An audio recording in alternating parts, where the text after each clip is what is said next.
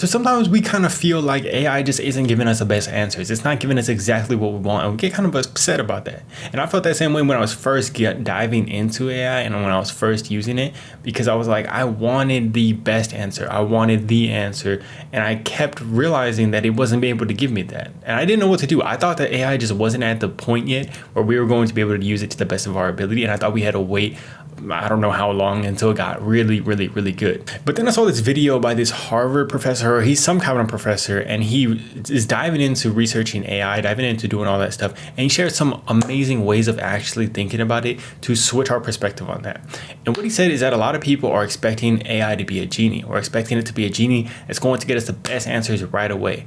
But he said we should really be thinking about it like a creative partner, like somebody who's actually going to be able to go back and forth with us until we get that great idea.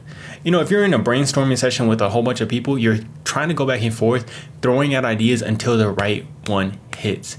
And he's constantly reiterating that the more ideas you have, the better ideas that you're probably going to get. You know, don't expect it to happen in the first try, second try, or even the third try, but keep working through it until you're able to get to one of those amazing answers. And I think that's the unlock that we can use in order to start thinking about it like a creative partner. Think about it like somebody who's actually going to be able to go back and forth with you, work through these problems that you're dealing with, and you can kind of just throw ideas at. Or also, one of the best ways that you could use it is to actually have it ask you questions. Have it ask you questions, ask you context for what you're trying to deal with. Ask you about context to keep getting deeper and deeper onto what you actually want from it. So for myself, this really helped me when I was trying to deal with a problem for finding problems. So for myself, I heard about, I think it was Feynman's technique, where he said that he always was walking around with his 15 problems so that he knows he's looking for connections with them. So I needed to find one of my problems and I wanted to figure it out, but I didn't have it specified. I didn't really know exactly what it was. So what I did is I went and I started brainstorming with ChatGPT about it. I was like, okay, I want to know what this problem is and I want it written out so that I could really see it. And I go and I do it a couple times. I'm working through it and it doesn't give me the best answers.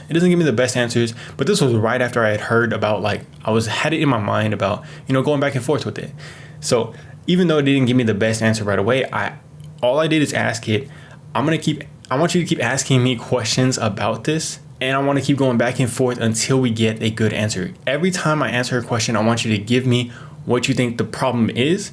And if I don't like it, I want you to ask me another question and we keep going back and forth at it.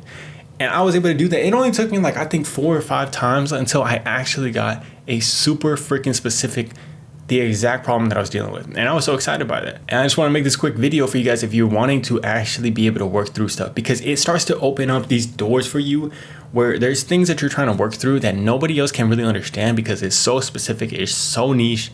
And I think it's so great that we can have this ChatGPT to be able to work through back and forth. And a lot of the times it's kind of just yourself being able to bounce off of the information that it's able to give you. It's not always going to give you the best answer, but if it can give you something that sparks something else, and then all of a sudden you got something great.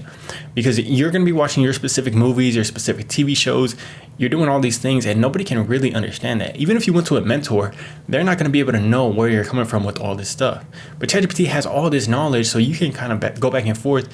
If you watched a movie that you really like, you can ask it, why did I really like this movie? And how can I apply this movie to what I'm currently working on?